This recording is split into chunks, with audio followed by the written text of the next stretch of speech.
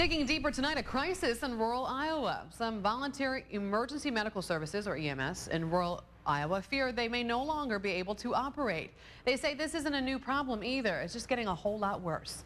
KWWL's Elizabeth Montier digging deeper tonight. She's live in the newsroom with the very latest. Elizabeth. Well, Amanda, this is a statewide issue. We're talking about multiple rural towns across Iowa struggling to keep emergency medical care. I spoke with one of these volunteer EMS groups right here in eastern Iowa who explained it's a multi-layered problem fueled by a lack of state funding and volunteers. It puts a lot of people in danger, and it won't be long, unless something changes, it won't be long before you call 911 and you may not hear anybody coming to help you. Critical moments spent waiting. President of Bremer County EMS, Jim Schutte, explains the challenge they've been facing getting to people in rural Iowa.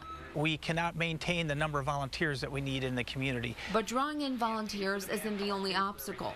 Tripoli EMS President Kip Ledecky says it's also one that needs to be addressed at the state level. Iowa code has to state EMS is an essential service.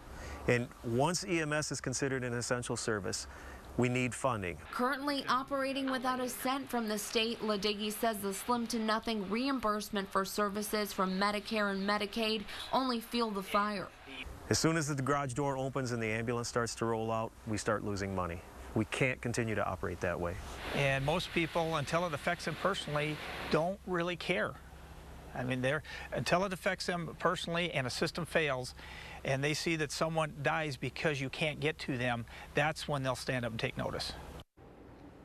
Now, these agencies say they're doing their best right now to operate off of donations and fundraisers, but they tell me their hands are really tied, and if changes are made, it would be Iowans who might see higher taxes. So the question really becomes, how much money are you willing to pay for help?